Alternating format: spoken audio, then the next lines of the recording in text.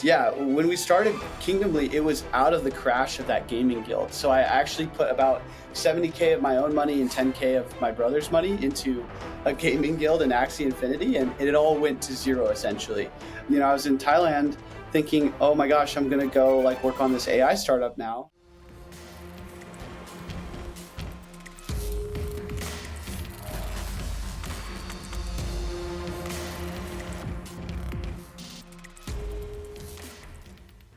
BM.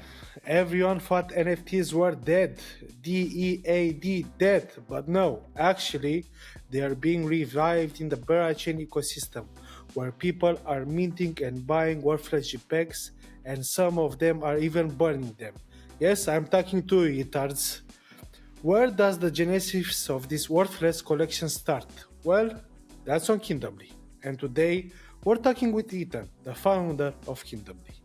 This is BlockHunters Voices, the podcast with cool kids from the blockchain space. I'm Joachim Vuju, your host, joined today by our regularly Bera co-host, Kos. Hello, Ethan. Hello. Hello. How's it going, guys? It's going pretty good. How about you, friend? I'm doing well as well. That was quite the intro. That was quite the tee up. I don't know how to follow up on that. You don't need to follow up. I'm gonna follow up with a question for you, Ethan. Great. Because I want to get to know you from the back of the bone. So yes, you've worked across roles from intern to project manager to data analyst and founder in a few startups. What was your journey been like, and which of these three roles were the most important in shaping your skills and expertise? Yeah, great question. I really appreciate it.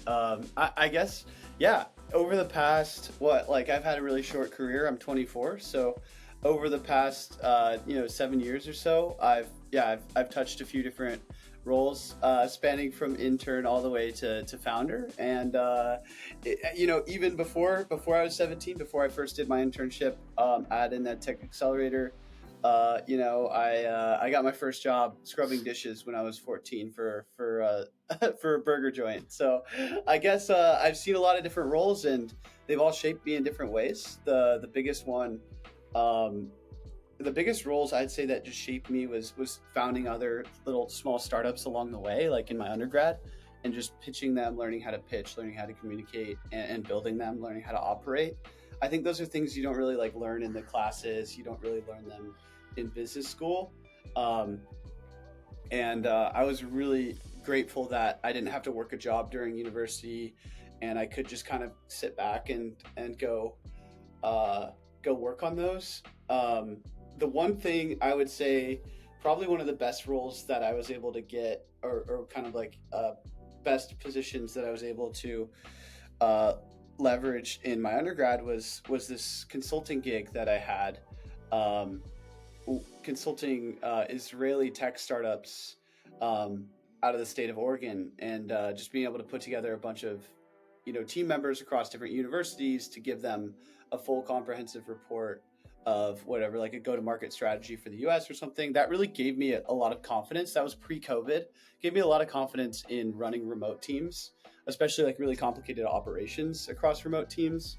And nowadays it's what I do all the time. I have 0 other people that work in the same country as I do. So we have a large team of 15, and that has to get managed remotely. So I guess it's not that large compared to a lot of teams, but I really appreciate the confidence that was given to me by going and doing those remote consultations, having research teams of 5 to 10 or so underneath me that I had to learn how to manage when I wasn't in direct proximity to them. So, 2 things here, Ethan. 1, if crypto goes to zero, you're not afraid because you've been to the dishwasher side. You know how it is. And 2, you have 15 people working for you. Come on, let's be honest, there is no chain. That's true, yeah. Oh man, yeah, I can always go back to McDonald's, right? I can always go to McDonald's and, I'll be just fine. I know how to wash. I guess there's no dishes there, but I'll learn something. Yeah, no, it's a backup plan for sure. And 15 people. I mean, man, yeah, it's weird that we're here now. We actually had, it's funny, the site I took the site down last December 25th. I have a screenshot of it to my lead dev. I was like, yo, I am tired. I was tired of paying like, I think it was like $20 a month or something to like host it. Cause last year was really tough. And I was just like, I think I'm going to go do an AI startup. So that's what I thought I was doing beginning of this year. And, we went from no website live beginning of this year to scaling to the point where we're at right now. And, all glory to God, man. I'm very grateful for that. But also shout out to the ecosystem and everybody that's been a part of it. Everybody who's, done something to build an application, done something to build a community, shot a podcast, interviewed people. You guys are also to credit for this. It's a big community effort, and we're really, really grateful. Yeah, that's amazing, and thank you again for being here with us. I think one of the coolest things that you said is that even if you are 24, you work in a lot of like industries and took a lot of positions, and I think that's one of the key things to do when you're young, because that way you get the best insights into all and everything, how it works. And then when you grow a bit and start doing your own thing, let's say founding something, you have that knowledge to manage people and to grow a business. Without a doubt. Yeah. But let me go a bit back to when was like your first time discovering crypto, and what inspired you to build in the space? Because you started in let's say Web 2. I mean, you started in YHDC, but how did you end up in crypto? Yeah, no, that's great. Yeah. No, it's a funny story, man. It was back in 2017. I had a wild like high school years. I was probably something a lot of people could relate to, smoking, drinking, drugs, everything like that, women. And I had You look like a player. I was back in the day, man. I'm a man of faith now, so I try and chill and just waiting for that one woman in my life that I could settle down with. But back then, I was doing everything, man. And I had a friend of a friend, kind of a looser friend. I mean, I don't want to say it's like there was a really direct affiliation there, but he was buying, and this is really bad. Like, so that's why I don't want to super affiliate myself with him. And I was never a part of this stuff, but I just heard it. He was using Silk Road. Yeah, he was using Silk Road to buy fake gold and sell it back to pawn shops. And he actually ended up getting FBI raided at some point. And he was using Ethereum to do this. But it was at the time when I think it was Silk Road or another one of those exchanges actually started accepting Ethereum as payment. And so I think it was at this time where I remember it like going from like $30 to like $300 or something like that. I forget exactly when it was. This is all like somewhere in the 2017 era. And so I was like, I want to speculate on this. So I had $1,000. I was like, I'm going to put this into Ethereum. And it was actually on the run up until kind of the BTC all-time high at the end of 2017, or like early, I forget if that was end of 2017, 2018, somewhere in there.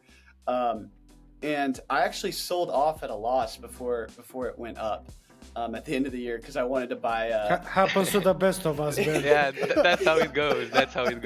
Yeah, but I watched all this stuff happen in 2017. I'd look at, like, I read a few ICO papers. There was this one like group mining operation that they were doing in Sweden for like a big BTC mining operation that they, I was thinking about investing in. I saw CryptoKitties back in, I think it was 2017, 2018, and I was like, those things are kind of weird. Like, I wish I hadn't have faded them, because I later got interested in Axie Infinity, and Axie Infinity sort of came out of like a lot of the DNA stuff that was being done with CryptoKitties. And I think it would be really cool to own one of those things, because they, they kind of spurred on a lot of the innovation that we see now. But I faded a lot of it, man. And then a few years later, kind of in my undergrad in university, I found an entrepreneurship professor who was passionate about crypto, and through him read more academic research and got interested in smart contracts, got interested in the idea of what smart contracts could do in the real world with like IoT devices and blockchain logistics and all this other stuff. And then really got into the degen side because of Steve McKeon. He's one of the founding partners of Collab Currency, one of the few real like crypto only VC funds. He was my finance professor, and at the end of one of our finance courses in the business honors program at University of Oregon, he did a full crypto day. And so he's like, yo, go get MetaMask, like go down the rabbit hole, go screw around on chain. And I was like, all right, I'll do that. And then from there it went into Axie Infinity. From there, we built guilds, we scaled guilds with guild scaling software. That's kind of where Kingdomly came from. It's part, I like to explain as, partly that we were scaling guilds into kingdoms, so I called it Kingdomly. Another part, I thought it, was cool and kind of fell into line with how I think about my faith as well. But after that, we grinded, we lost a lot of money for a lot of years. I did a lot of other jobs while trying to get Kingdomly off the ground. And then, then we thought of the idea for Creator, and ex co-founder introduced me to Tez, and kind of went from there. But yeah, I don't know if you want the full scope or just the SparkSnows version. That's Tez from the Honeycast. Yeah. The Honeycast was the first NFT to launch on Kingdomly's Creator. So he used our no code tool back when it was really early. It really required a lot of hands-on assistance from us, and it took a long time for us to get actually truly to a place where people could deploy collections on their own. But yeah, that was Tez from the Honeycast. Shout out Tez, we love you. Shout out. So basically that was the first interaction with the Berachain. Yeah. My ex co-founder was a bear, so he'd been around. He owned, I don't want to say all of what he owned, but he has some bears. And yeah, he was like, dude, there's this thing called Berachain. I'm not sure if it's real or not. He's like, but I have these Bear JPEGs, and they're saying they're going to do a chain, and there's rumors they're raising. And this was before they announced raising 42 mil last year. So it's really early, right? But I'm looking around, and I didn't fully understand I actually, because I'd spent most of my time in Axie Infinity, I really wasn't into the deep degen culture of crypto in general. And so I didn't understand everything they were doing, but I did understand. I remember, cause I actually, I was on a call with a friend, and I was like, yo, I don't know all of what's going on, but I've never seen a chain with, that's doesn't even have a test net yet, that has 10 protocols building for it. So I was like, this is insane. There's innovation happening here. There's real builders. These guys are actual, entrepreneurs. They're protocol founders, and this is a bet I'm willing to take. They're actual bears.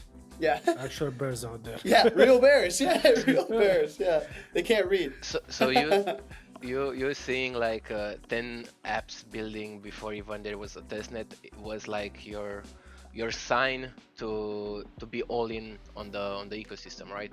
That was okay, I have to go here. This is a place I know it'll be cool. Yes, exactly. Yeah, I mean, it was Baritone, Baramonium, Berachain. The Honeycast was around.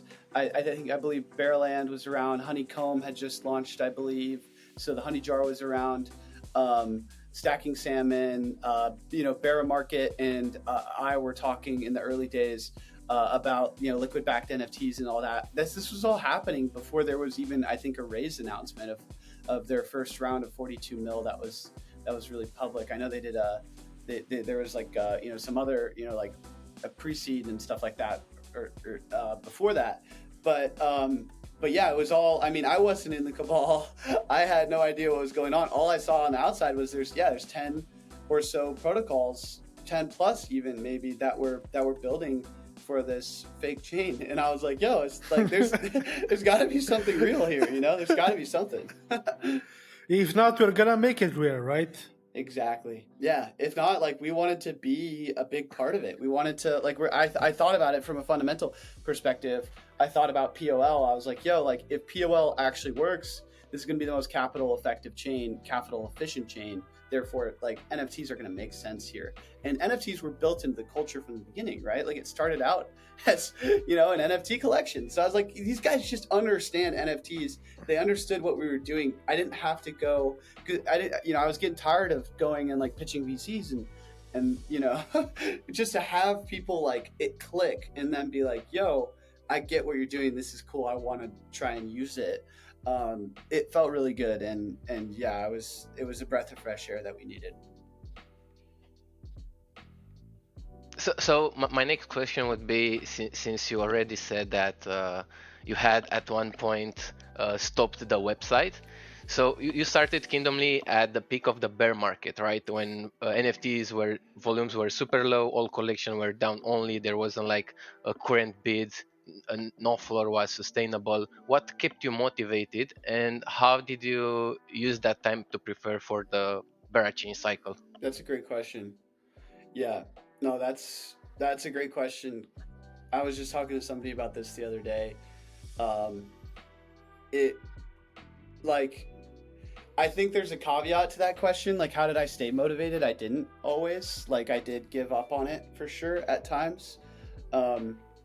But I always knew I was called to entrepreneurship, right? Like when I sort of changed my life and gave it to God, I felt called to entrepreneurship. So that's why I had done all those startups prior, right? Like I was like, I'm called to entrepreneurship. I know this is what I'm supposed to do. Like, I know I'm going to try and, you know, I'm going to try and turn this money that I have into more, you know? And so it was really about just taking what I had and trying to multiply it by creating something of value that can generate cash for myself and provide jobs for other people. That's why I got into Axie Infinity gaming guilds back in 2021. And yeah, when we started Kingdomly, it was out of the crash of that gaming guild. So I actually put about 70K of my own money and 10K of my brother's money into a gaming guild in Axie Infinity, and it all went to zero essentially. Over the We love being there, man. yeah. So that was pain. But yeah, that's leading up to the answer here, or kind of like the kind of the meat of the subject of like, how did I stay motivated? I mean, it was a mix of faith. It was a mix of friends. It was a mix of just you know, people actually responding well to the ideas we were pitching, like Tez, and it was a mix of, you know, calls from people like you know, like Jay from Cub Hub, or like MVP, who just hit me up earlier this year. I was in Thailand thinking, oh my gosh, I'm gonna go like work on this AI startup now, and I even, you know, I had some developers working on it. We bought the domain, we did all that, and they call me, you know, MVP says, yo, like, look, the testnet's live now, like get live on testnet, go get 10-15 partners and get ready because mainnet's coming. And I was like, okay, shoot, like I'll give it a shot. But I can go into the story after that and kind of the like the hyperscaling that we've done since then. But I want to address the point is like, I really actually lost faith in Kingdomly multiple times, you know, like even after we tried to pitch and didn't get anything for it, and I got my job right after undergrad as a project manager for a software development studio, I was going to quit on Kingdomly, and I call you know, the guy I was pitching with, my ex co-founder Zerguchi, and I was like, yo, Zerguchi, like, man, I'm just so burnt out on trying the startup thing. I think I just need to give a break. And he was like, yo, like, all right, can I keep working on it? Like, I like the idea. I want to keep working on it. And I was like, yeah, you're welcome to keep working on it. And then a day later, you know, after thinking about it, I was like, yo, like if he believes in it and he wants to keep working on it, even if I am losing faith in it, like maybe I should just keep working on it too.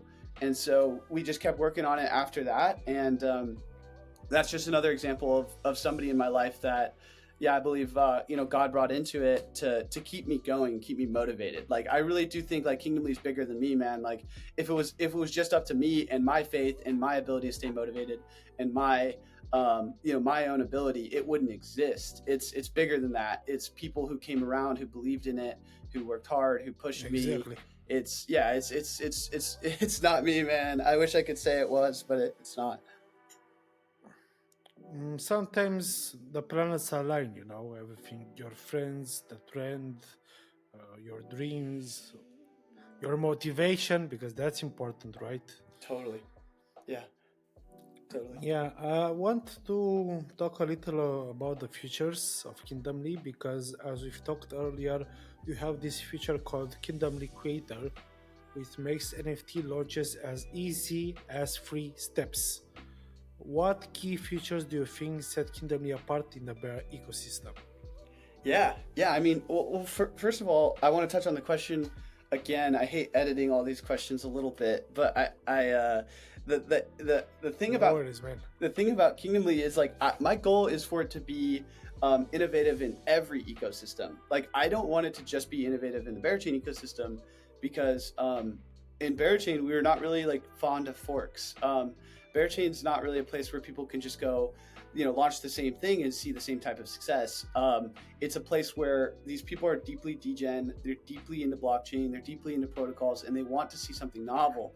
From the beginning, we were thinking of Kingdomly as sort of this multi-chain DApp when we were first starting out. Now, we're very committed to Bera.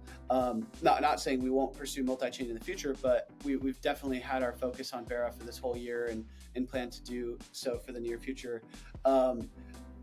But the point being, look, when we were designing Kingdomly Creator, we weren't just looking at what existed on Berachain and trying to be competitive there, because Berachain really didn't exist. So we were thinking, okay, like how can we create something that's novel anywhere? There's literally we wanted to build something that just doesn't exist on any chain, any ecosystem, anything like that.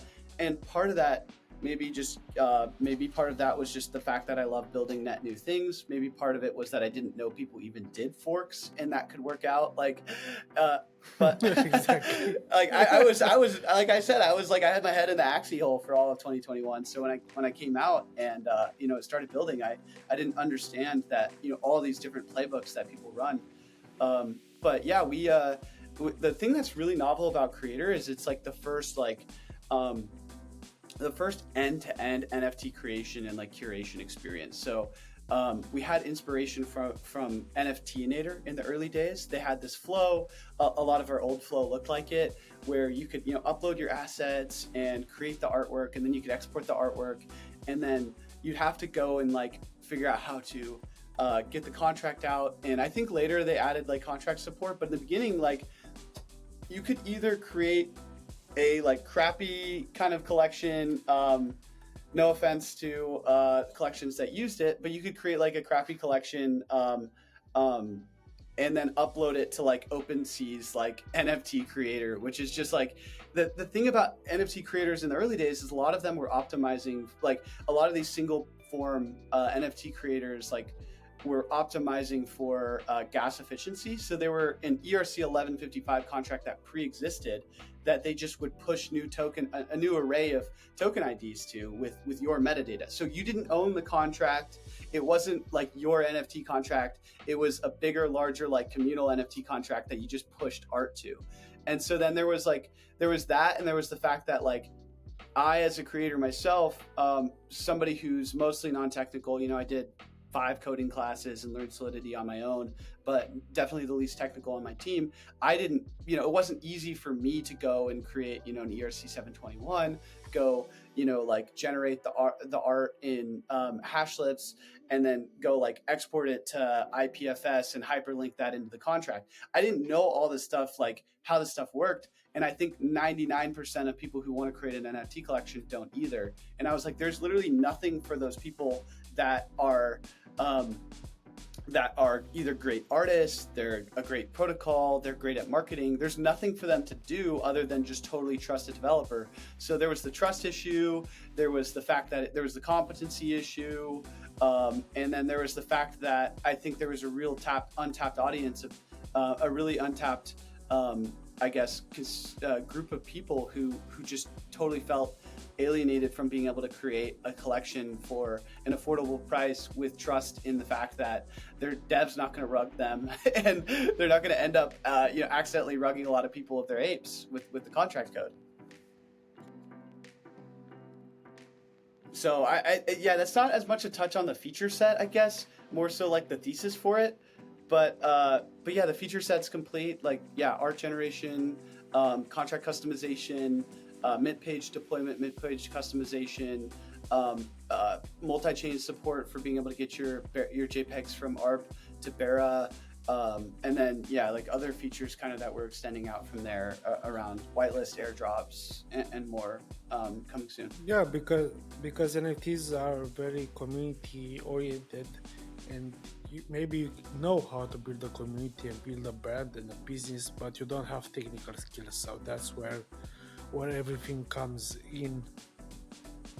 Exactly. So since the main like core features are already done, I want to touch a bit on the NFT staking that there is coming soon on your website. We have that little thing that highlights each time we make a mint. Could you share like more insights into the mechanics and what uniques it has compared to other staking solutions? Yeah, for sure. Great question. I'd say for us, we think about a lot of these products very similarly, and I bring that up just so that you kind of have an idea for how staking works. It's not our own staking, we allow people to create staking pools just the same way that we allow people to create NFTs or create bridge contracts that allow their NFTs to bridge from one chain to another. So staking operates in that way too. So there's two like main users of staking. There's staking pool creators, and then there's stakers themselves. So the pool creators are often going to be people probably who created a collection, sometimes maybe even people who didn't, but have a token and want to create a reward for NFT holders. But let's just say, for example, I'm like trying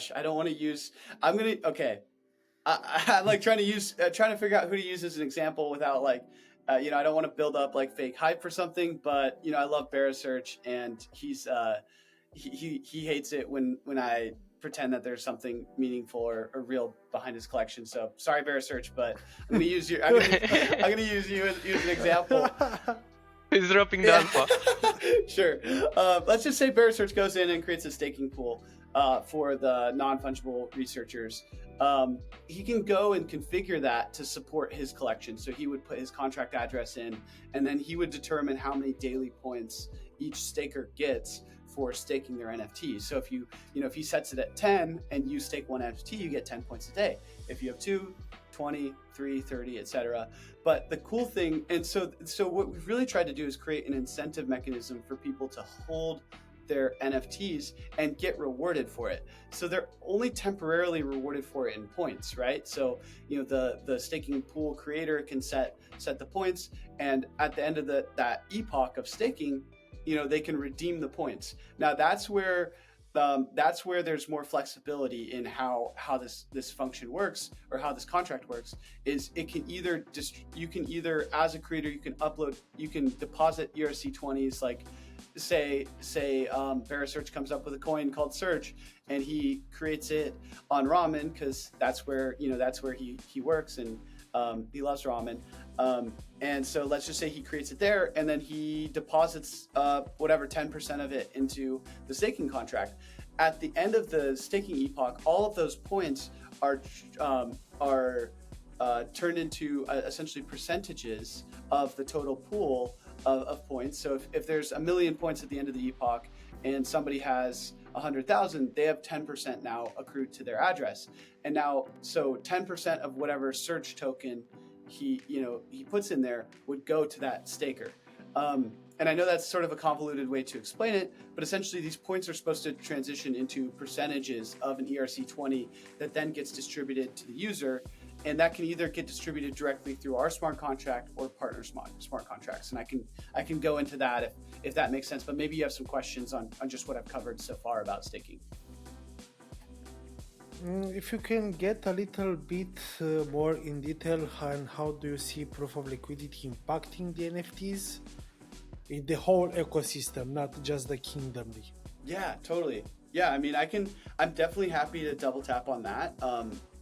That seems like another subject entirely. If there are any questions lingering for staking, I'm happy to go into depth on that, but happy to do either one. Just want to make sure that you guys want me to move on from staking. Otherwise, I can touch on a few things there before POL. I think you were pretty clear in the explanation, and I really like how you emphasize it that people that are not really the NFT creator can make those pools in order for, like, let's say there will be mainnet and there will be project that would like to enter the space at that moment, and they can incentivize special big communities, let's say the OG Beras, the Honey Jar, the Ethards, and so on, by giving them a special airdrop or a special perk by staking in their pool, right? So that's how I'm seeing like the most use of it, beside like the project itself making a pool. Wow. Okay, I didn't realize I was talking to a couple of Giga Brains here. You guys, it makes you guys, yeah, it obviously clicked for you. It doesn't always click for everyone, and so that's why I wanted to hold off and pause just for a second to make sure that I explained it well. Nah, you did an amazing job. Thank you. Yeah, I mean, we are every day studying Berachain and everything, so. Yeah, you guys are in the mix for sure. I'd love to talk about POL and NFTs. Yeah, exactly. For me, NFTs and POL are not very clear at this point, and exactly how they're gonna work. Maybe some of them gonna have some token airdrops, maybe some of them, I don't know exactly. So please tell me how do you see it? I think like a big part of the NFTs in POL will be like lending the big collection somewhere and getting like BGT for it, and then you can reuse that in the full flywheel, right? Yeah, that's I where, hope so, because I really want to do that. I really hope so. that's where I see a lot of it definitely going is towards being able to borrow and lend against it, and then some of the native yield that those lending protocols make being obviously deposited and redistributed via reward vaults and incentive mechanism. I think Gummy will probably do a great job with that. Gummy And Goldilocks and I think Goldilocks. they are doing. Oh yeah. Are doing lending as well. Mm-hmm. Yeah, and I think they were last I talked. It's been a while since I've talked to the Goldilocks team, and last I talked to them, they were thinking of doing it very specifically for the Bong Bears and the rebases. And I don't want to speak too heavily to it because it's their protocol and everything like that. But I love the team. I love Jib, and I think that they're doing it very specifically for those collections. They might be extending into other collections, of course. We've talked to them about potentially integrating. I'm happy to rehash those conversations with those guys and figure out what makes sense. But borrowing, lending, NFTFi, anywhere where there's like tokens on one side of a transaction and NFTs on the other, you could even see like ERC 404. I think that's where you'll start to see more opportunity for incentives and some of these reward vault mechanisms around NFTs. It's like outside of that, it's really difficult to do things with NFTs and POL just because POL works on the basis of ERC20s, not really 1155s or 721s. So, and I mean, that makes sense too, because it's like these things are unique. Like you can't necessarily just put one into a reward vault and get, a certain distribution of BGT, across the collection. It's like some are more valuable than others. So, yeah, I don't know. That's some of my initial thoughts. I do have other more like macro thoughts and then niche thoughts about where I think it could go, but would love to get your guys' feedback just based on that, first burst of answers. So right now we're going a bit off topic, but I like it. I was thinking, like, how do you see like stuff like ARC 404, like the combination between meme coin and NFT working the POL? Do you think that would be? That would be super, super awesome, man. Yeah. I mean, Giga Flywheel. fourth dimensional flywheel. I think something very spooky could happen there. Yeah. No, I'm with you, man. I'm with you. I think that NFTs going to ERC20s is sort of the inevitable like kind of path, right? Like think about it. Pudgy Penguins, all these like major collections. People are like, yo, when coin? Like, when's the coin gonna come out? So it's like a lot of time you'll see like a protocol like in its early stages, launch an NFT to either bootstrap community or capital, or maybe both at the same time. And then they'll go do a DApp. And then once they have a strong DApp and they can build the tokenomics into it, they'll drop an ERC20, and that will be rewarded to their NFT holders. So that's like already kind of how it happens. Pajipenko actually skipped to building a chain.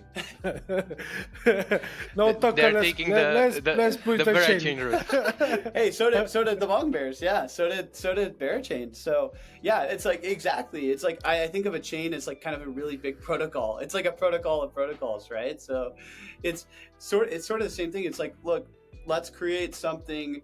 Let's create an NFT collection community. Let's get some capital. Let's go put that towards building something where we can integrate a token, whether it's a chain, a protocol, whatever.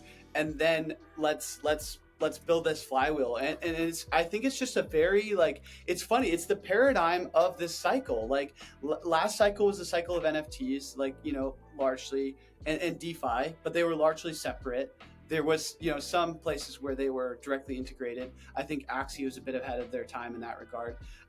Prior to that was kind of largely the ICO boom, but this cycle I think is largely going to be defined by those who do a good job at both, who create a great collection where the floor price, you know, stays steady or goes up, and they use that time and energy and community to go build hype around a protocol, and then they do an ERC20 drop, and that gets, you know, that you know, is built into the tokenomics of the protocol, and that's why we built staking, is because we believe in what Berachain has done, going from Bong Bears NFTs to protocol ERC20. We think that that's something people are going to pick up on, and we want to just help build an incentive mechanism between the two. Do you know what was the first collection that actually launched on Arbitrum, and who gave the first start? You know, not. We don't have to wait for the bears. We're just gonna launch on Arbitrum. In fact, we don't even change. There were a few collections launching on Ethereum, but I'm not sure who was the first one that moved. Honeycomb was in Ethereum, right? Yeah, and Berachain as well. Yeah. And Beramonium. That's the one. Beramonium is the one that I was thinking might be the first Arbitrum one, but it's Ethereum as well. So it's Ethereum. It might have been okay. Even THC's first one was. It might have been Beradoge Gen 1. Might have been the first Arbitrum.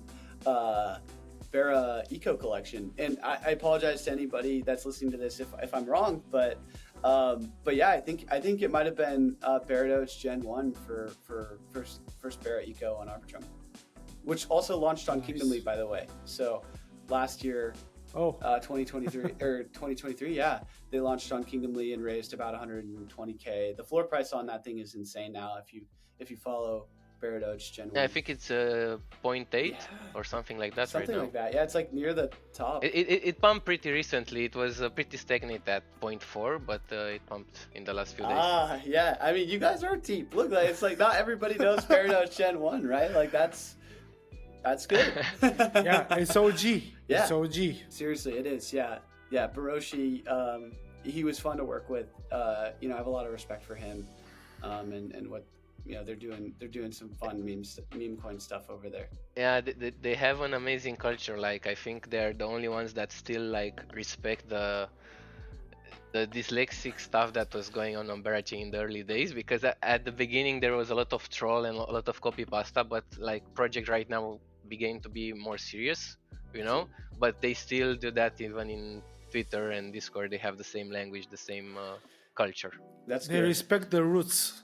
Yeah, exactly. Yeah, they do. No, they do. I think that culture has definitely, you know, stuck around in different pockets for sure. And I think Beradoge does a really good job of keeping it raw back to that original culture. So yeah, I'm with you guys on that. I think the introduction to the Arbitrum NFTs is a good one, because my next question was how do you think most projects will manage their migration from Arbitrum to the Berachain mainnet? Do you plan to have like a collaboration with a cross-chain protocol like XLR or Layer 0 in Kingdom itself and facilitate that, or do you think most projects will just relaunch the collection? Yeah, we actually, I mean, that's a great question. The March of the Beras has been something people have been talking about since, pre-chain, like I don't know, like really early days. And so I remember talking to my ex co-founder now last year about it. It's like we're like, what if we could be the bridge that people take their bong bears and rebases over?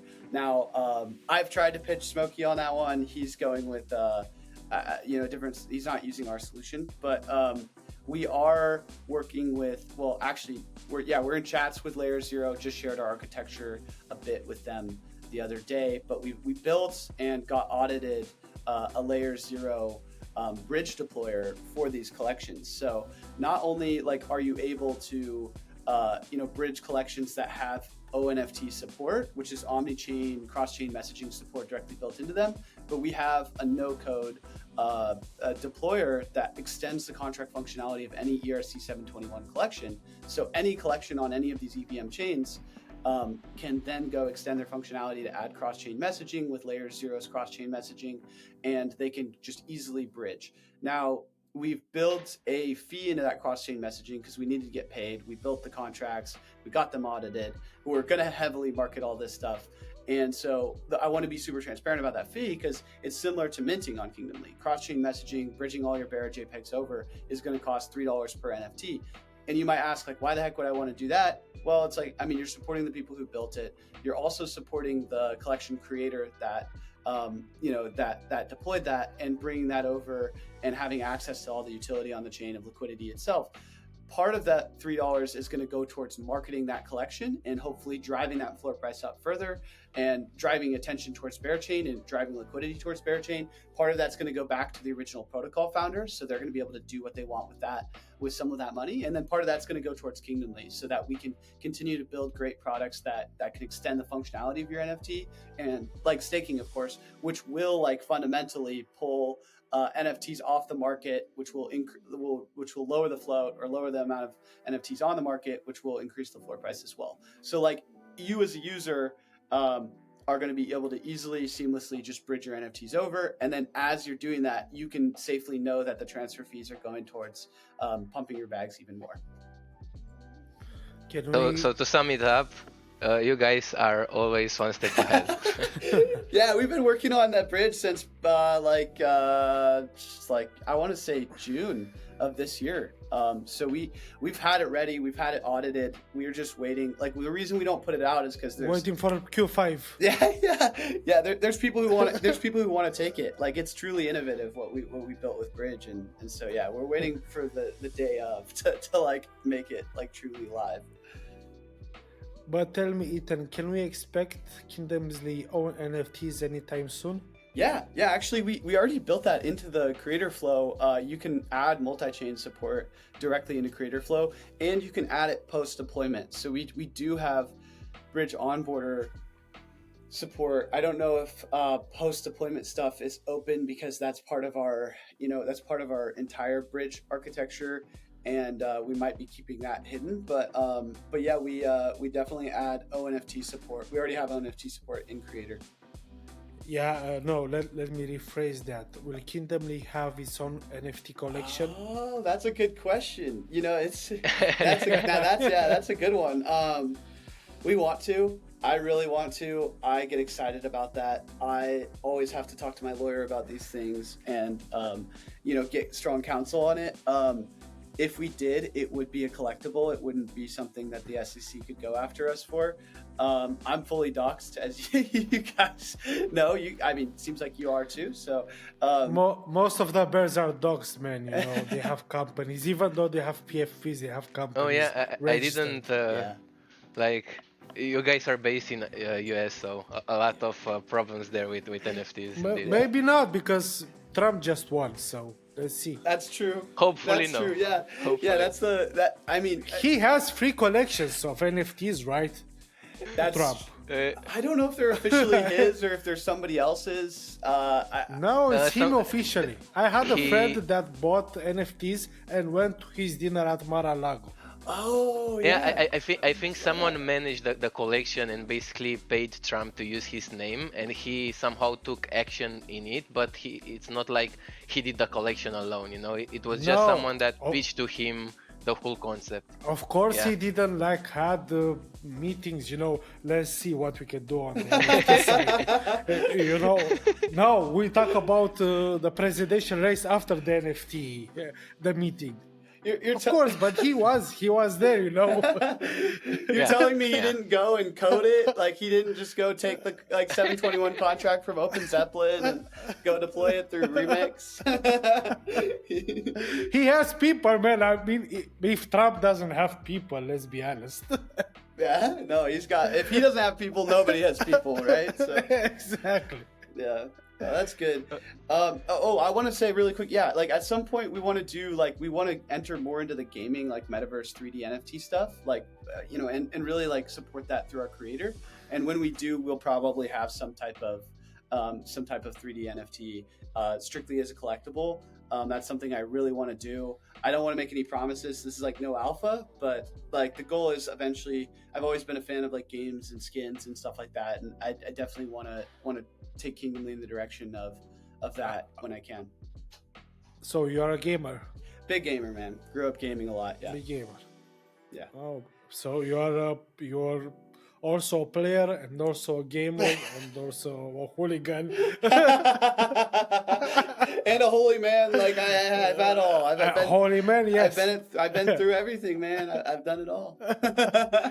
Yeah, that's the best, man. That's the best, How do you know where to stand if you don't try it on? True. Yeah, no.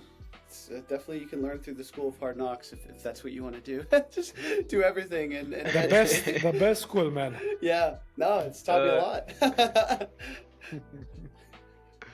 To move forward, I want to touch a bit on I'm sure building Kingdomly has been a huge work and has its share of big moments, but what's been your biggest holy shit moment so far, and what advice would you give to other people building on Berachain? Yeah, no, that's a great question. Yeah. I suppose there were many, many I'm moments. trying to think of the biggest one. I think the biggest one was was a mix of having MVP call earlier this year telling me to redeploy. I logged into crypto Twitter and I saw Berachain's testnet video announcement. Where I don't know if you remember, it kind of had that anime style song and yeah, of course, at the beginning of the year, because we launched our testnet validator. It was 4th of January or something like that. Exactly, and they had that video, and there was a very half a second where there was the Kingdomly logo in it, and I was like, yo, they actually somebody recognized what we're doing here and thought to honor that in a video. And I remember because I was in a villa in Thailand, and I was I saw the video and I was like, yo, we're so back. I was jumping around. I was like, yo, we're actually it's Berachain recognized us. I love this chain. I'm about it. I'm gonna take this advice and I'm gonna go redeploy. I'm gonna get it out there. And it was a couple weeks after getting the product live again that Berapunks launched on us, and we did 3 times the revenue we did the year before in the span of a few hours. Sold that thing out. I think he did around 150K in volume, and we made some good fees on that. I think we made around 20K on that, and that was just boom, something clicked for me. I was like, yo, okay, we can make money, we can build something that's valuable. People appreciate what we're doing, and bears get it. And that was the biggest, that month was the biggest month for me. That's a great story, man. We are Bera peeled, we're here for the bears. And we Ooga Booga, and we want to move a little forward. We are getting to the final chapter. Of course. And so enough with World of Warfare JPEGs. We want to wrap this up, and we want to bring up some rapid fire questions to get a sense of where your head's at when it comes to crypto. But just very quick, top of mind answers for this. You don't have to go into any details. Okay. So, in your opinion, what's the most underrated and overrated idea right now? Underrated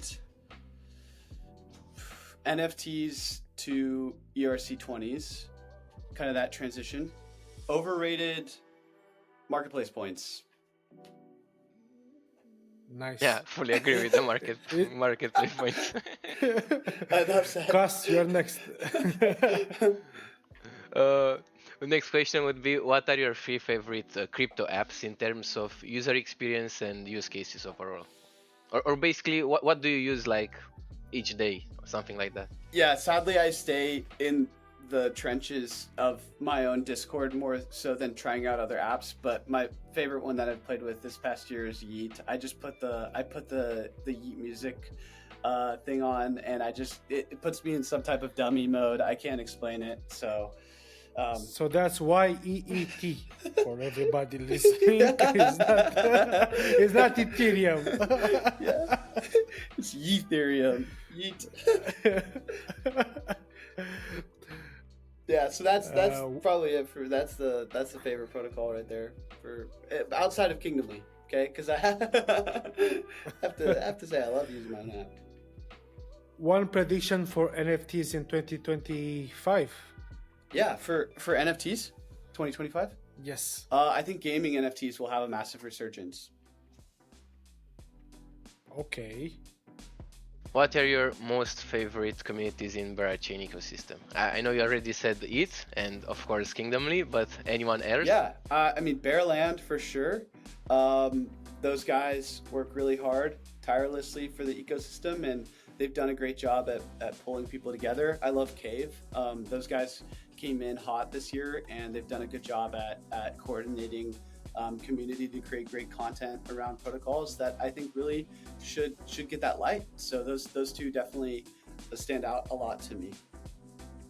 Yeah, I fully agree. Cave guys came up pretty late on my timeline, but they had like a huge difference. Like they built something really cool in very short time. Yeah, agreed, 100%. Yeah, and it's on Telegram, because I actually hate Discord. So it's very easy for me to do something in Telegram, right? Yeah. And going to Discord, which is so gross. Yeah, too much noise in Discord lately. I think many like crypto native people switched to Telegram in the last few months or so. Oh, totally. Yeah, I've seen that transition too. On what crypto related topic have you completely changed your mind in the past year? I think meme coins. Like I really wasn't the biggest fan of meme coins like any time prior to this last year, but I didn't really like it much this last year. But I thought, wow, this is like crypto just being authentically like degen. Like it was actually like a breath of fresh air when I thought about it, because it's like, look, we're not pretending there's some great utility or some white paper or some like some business on the other side of the world that these tokens are seed money into. It's like, it's a meme. it's a meme, like I was like, okay, like I actually, it's a feeling, man. Yeah. I learned to like kind of just at least appreciate the raw authenticity of meme coins. And the final questions, what's one piece of advice you wish you got earlier? Oh gosh. Yeah, be chain affiliated. Like find a chain that you vibe with and stick with it. Like like I said before I got into Berachain, like I didn't know much about crypto culture, and I wish somebody would have just said, yo, like your number one job, like before you have a native chain, is go find that chain that has good community that you love and you appreciate, and stick with it and be loyal to the community there and build for them.